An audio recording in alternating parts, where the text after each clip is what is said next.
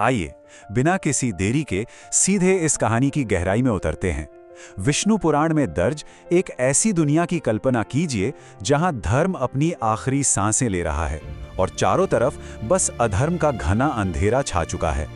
आज हम बात कर रहे हैं कल की अवतार की, एक ऐसी हीरो की जर्नी या एक ऐसे नायक की यात्रा जो विनाश के बिल्कुल चरम से शुरू होकर पूरी सृष्टि के पुनर्जन्म तक जाती है। अब कलयुग की इस भयानक परछाई को देखिए। महाभारत के कुरुक्षेत्र और भगवान कृष्ण के जाने के बाद जो समय शुरू हुआ ना, वो कोई आम दौर नहीं था। ये एक ऐसा डरावना समय है जहां इंसान खुद अपने ही बुने हुए जाल में बुरी तरह फंसता जा रहा है। और दांव पर क्या लगा है? पूरी मानवता का वजूद और उसकी आत्मा। ये सिर्फ एक कहानी नहीं है, बल्कि एक ऐसा दुस्वप्न है जो धीरे धीरे एक खौफनाक हकीकत में बदलता हुआ महसूस होता है। दिलचस्प बात यह है कि इंसानियत का ये पतन कोई रातों रात नहीं हुआ। ये सब बहुत धीरे धीरे शुरू होता है। शुरुआत में सब कुछ बड़ा चमकदार लगता है, बड़े बड़े शहर बन रहे हैं, दुनिया तरक्की कर रही है। लेकिन असलियत में क्या हो रहा है? लोग घंटों ट्रैफिक में फंसे हैं, अपनों के साथ होकर भी बस अपनी स्क्रीन्स में खोए हुए हैं। फिर आता है AI यानी आर्टिफिशियल इंटेलिजेंस का युग। बिना पायलट के जहाज हवा में उड़ रहे हैं, सुविधाएं इतनी ज्यादा हैं कि इंसान बिल्कुल आलसी हो चुका है। ग्रंथों में तो यहां तक लिखा है कि लोग इंसानी रिश्तों से इतने कट जाएंगे कि रोबोट से शादियां करने लगेंगे। समाज पूरी तरह से दो हिस्सों में बंट जाएगा, एक तरफ बेतहाशा अमीर और दूसरी तरफ बेहद गरीब। और फिर प्रकृति अपना सबसे रौद्र रूप दिखाएगी। आसमान से पानी नहीं, तेजाब की बारिश होगी और सूरज की वो झुलसा देने वाली गर्मी कभी ना खत्म होने वाला अकाल ले आएगी। और कलयुग का जो बिल्कुल आखिरी चरण है ना, यकीन मानिए वो इतना खौफनाक है कि कंस और रावण जैसी आत्माएं भी इसे देखकर डर से कांप जाएं। जरा सोचिए, आसमान से सूरज और चांद कई कई दिनों तक पूरी तरह से गायब हैं। इंसान भूख से इतना बेहाल हो चुका है कि बाजारों में अनाज नहीं बल्कि एक दूसरे का मांस खाने और बेचने लगा है। इंसानी उम्र भयानक रूप से घटकर सिर्फ 20 से 30 साल रह गई है। हमारी सबसे पवित्र गंगा नदी का पानी खून से लाल हो चुका है। और सबसे डराने वाली बात, जिन मंदिरों को हम आस्था का केंद्र मानते हैं, वहां अब धर्म नहीं बल्कि खुलेआम अधर्म का पाठ पढ़ाया जाने लगा है। लेकिन इस पूरी घोर निराशा, चीख पुकार और घने अंधकार के बीच एक बहुत ही सुकून देने वाली जगह भी है, शंभाला गांव।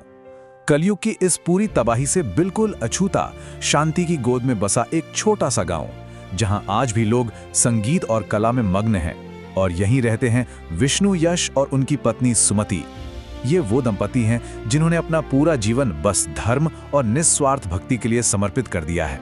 और उनके इसी अटूट समर्पण का नतीजा था वो दिव्य स्वप्न। एक सुबह जब दोनों गहरी नींद में थे तो स्वयं भगवान विष्णु उनके सपने में प्रकट हुए और उनकी वो गूंजती हुई भविष्यवाणी कुछ ऐसी थी: तुम्हारे घर एक पुत्र जन्म लेगा जो इस पूरे कलयुग का संहार करेगा और इस धरती को वापस सत्य युग की रोशनी में ले जाएगा। अगर हम एक नायक की यात्रा के नजरिए से देखें तो ये वो पल है जिसे हम सबसे बड़ी पुकार या कॉल टू एडवेंचर कह सकते हैं। फिर आती है वो चमत्कारी रात। पूरे ब्रह्मांड में ऐसी अद्भुत खगोलीय घटनाएं घटी जो पहले कभी नहीं हुई। सोचिए, आसमान में चांद और सूरज एक साथ चमकते हुए दिखाई दे रहे हैं। विष्णु यश ने जैसे ही उस नवजात बच्चे को अपनी बाहों में लिया, उन्हें तुरंत एहसास हो गया कि ये कोई आम बालक नहीं, ये साक्षात भगवान का कल की अवतार है। स्वर्ग में देवताओं ने दर्शन पाकर खुशी से हाथ जोड़ लिए और इस धरती पर मौजूद हमारे अमर चिरंजीवी भी आनंद से झूम उठे, क्योंकि उन्हें पता चल गया था कि सदियों से चला रहा उनका लंबा इंतजार आज आखिरकार खत्म हो गया है। अमर गुरुओं से शिक्षा और महायुद्ध की तैयारी। अब जाहिर है, अधर्म के इतने बड़े साम्राज्य को मिट्टी में मिलाने के लिए सिर्फ अवतार लेना काफी नहीं था। इसके लिए एक बहुत ही कठोर तैयारी की जरूरत थी। अब सबसे दिलचस्प बात यह है कि कैसे इन 7 अमर रक्षकों ने कल्कि को इस अंतिम महायुद्ध के लिए बिल्कुल सटीक रूप से तैयार किया। हर एक ने अपना सर्वश्रेष्ठ ज्ञान दिया। हनुमान जी ने उन्हें असीम शारीरिक बल और अटूट भक्ति का वरदान दिया। भगवान परशुराम ने उन्हें अस्त्र शस्त्र की विद्या का वो योद्धा बनाया जिसे कोई हरा नहीं सकता। अश्वत्थामा ने युद्ध भूमि के धैर्य और अचूक रणनीतियों का पाठ पढ़ाया। विभीषण ने नीति और सही धर्म का रास्ता दिखाया। उधर कृपाचार्य ने उन्हें समय और शास्त्रों का बहुत ही गहरा ज्ञान दिया। महर्षि व्यास ने धर्म का असली मर्म समझाया और महाबली बलि ने त्याग और विनम्रता का वो अमर संदेश दिया जो एक सच्चे योद्धा के लिए सबसे जरूरी है। इन सातों की विशेष शिक्षाओं ने कल्कि को पूरी तरह से सशक्त बना दिया। पर दूसरी तरफ भी दुश्मन कोई कमजोर नहीं था। कलयुग का ये आखिरी युद्ध कोई आम लड़ाई नहीं थी। कली नाम का वो दानव जो खुद कलयुग का मूर्त रूप था, वो पूरी तैयारी के साथ बैठा था और उसके पास थे उसके दो सबसे खतरनाक हथियार, कोक और विकोक। कोक की बात करें तो उसकी शारीरिक ताकत भीम से भी कई गुना ज्यादा थी। उसका एक वार बड़े बड़े पहाड़ों को चकनाचूर कर सकता था। और विकोक, वो शकुनी से भी ज्यादा धूर्त। वो अपने काले जादू और माया जाल से मरे हुए सैनिकों को भी वापस जिंदा करके मैदान में खड़ा कर सकता था। इन दोनों भाइयों का जो खतरनाक तालमेल था, वो सच में अजेय लग रहा था। तो यहाँ सबसे अहम बात यह समझने वाली है कि इस महायुद्ध का क्लाइमैक्स सिर्फ ताकत का खेल नहीं था, बल्कि बुद्धिमानी का था। जब कल्कि के शुरुआती अस्त्र कोक और विकोक की मिलीजुली ताकत के सामने फीके पड़ने लगे, तब उन्हें अश्वत्थामा की दी हुई वो शानदार रणनीति याद आई कि जब युद्ध के मैदान में दो साए एक साथ हों तो उन्हें अलग कर दो। कल्कि ने बिना वक्त बर्बाद किए दोनों भाइयों को उठाकर बिल्कुल उल्टी दिशाओं में फेंक दिया।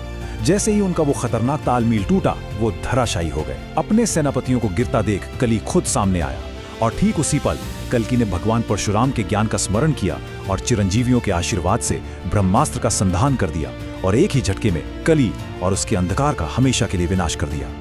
ब्रह्मास्त्र के उस परम प्रहार के बाद जो शांति छाई, वो एक बहुत ही गहरे सुकून वाली शांति थी।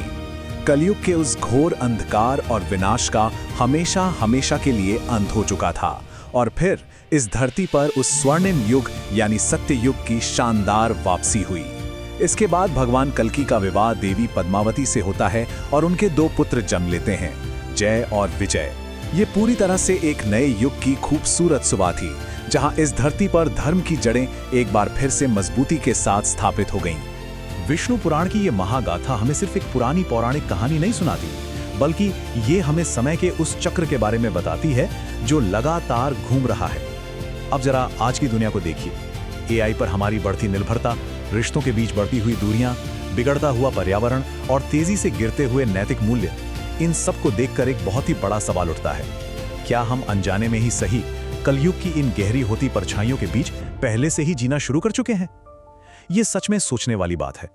आज के इस विस्तृत विश्लेषण में हमारे साथ सफर करने के लिए आपका बहुत बहुत धन्यवाद।